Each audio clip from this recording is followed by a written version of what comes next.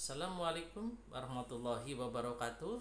Perkenalkan, nama saya Tato Nuryanto, mahasiswa Pasca Sarjana UNES, program studi Doktor Ilmu Pendidikan Bahasa Indonesia. Pada kesempatan kali ini akan menyampaikan tugas ujian akhir semester mata kuliah kajian wacana kritis untuk mempelajari masalah-masalah sosial atau isu-isu yang beredar dalam media sosial dapat menggunakan pendekatan analisis wacana kritis atau kita sering menyebutnya dengan istilah AWK. Strategi AWK yang biasanya digunakan dalam hubungan sosial seperti kelas, gender, etnik, ras, apalagi itu ya, orientasi seksual, bahasa, religi, usia, atau bahkan kebangsaan.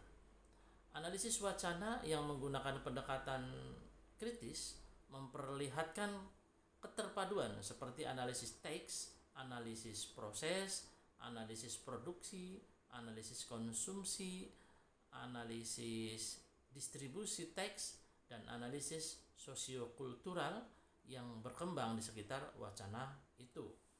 Metode tersebut menekankan bahwa untuk memperoleh pemahaman teks secara utuh, analisisnya harus diletakkan pada sebuah konteks sosiokultural dan latar belakang aktor pembuat teks, dalam hal ini yaitu media.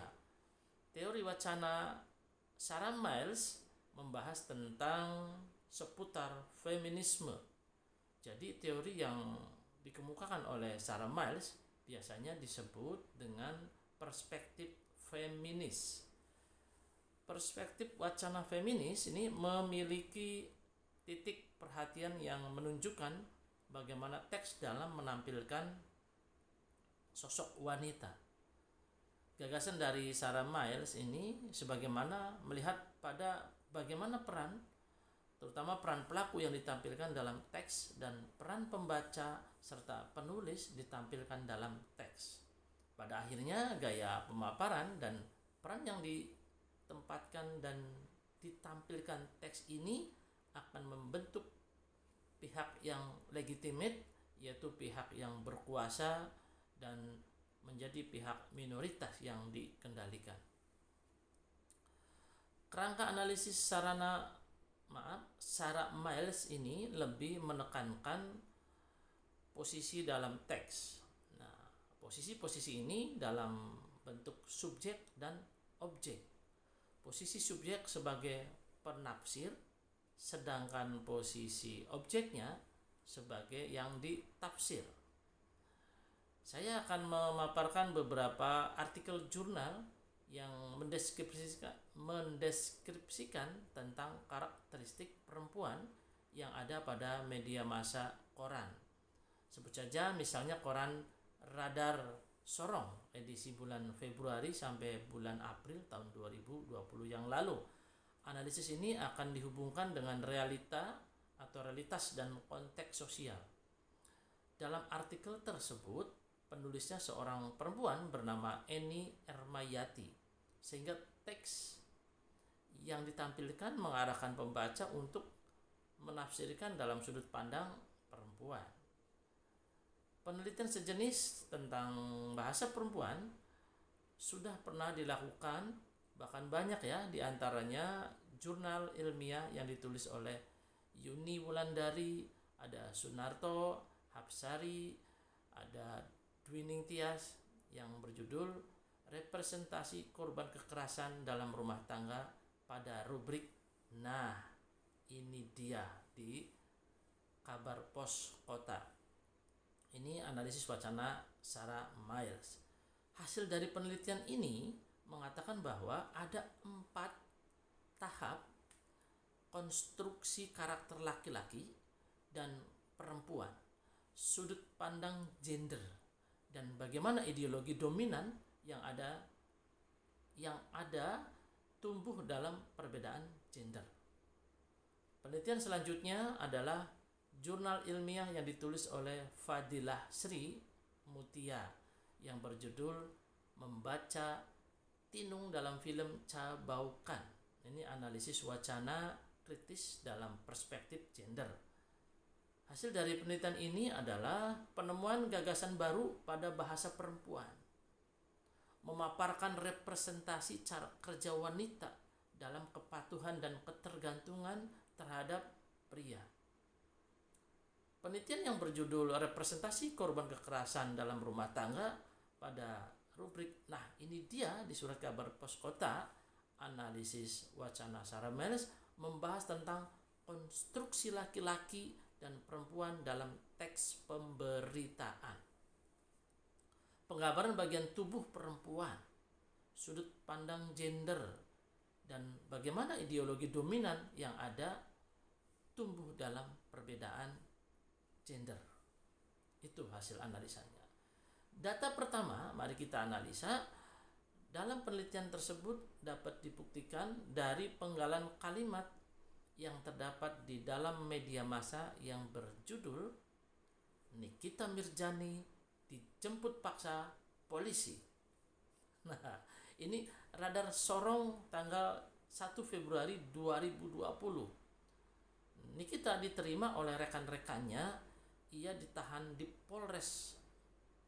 Nikita itu ditemani oleh rekan-rekannya. Ia ditahan di Polres Metro Jakarta Selatan akibat dugaan kasus penganiayaan terhadap laporan Dipo Latif mengandung posisi subjek yang dijelaskan oleh pengacara, sedangkan posisi objeknya ialah Nikita Mirjani berada di Polres Jakarta Selatan bersama anaknya Arkana yang masih menyusui. Nah, data yang kedua dapat dibuktikan dari penggalan kalimat yang terdapat di dalam media massa yang berjudul "Tara Basro unggah foto tanpa busana".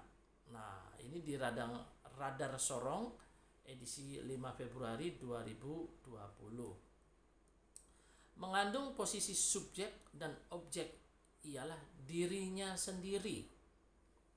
Pemain film Gundala ini mengunggah beberapa foto seksi yang menunjukkan bentuk tubuhnya. Wanita 29 tahun ini memberikan pesan terhadap kepercayaan diri. Berikutnya data ketiga.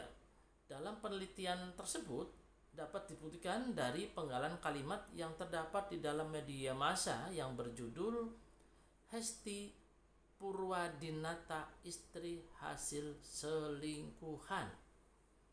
Nah, ini dari Radar Sorong edisi 6 Februari 2020. Mengandung posisi subjek ialah Hesti Purwadinata. Nah, sedangkan objeknya ialah mantan pacar dan suaminya. Data selanjutnya dalam penelitian ini dapat dibuktikan dari penggalan kalimat yang terdapat di dalam media massa yang berjudul "Felicia Angelista lamaran di pantai".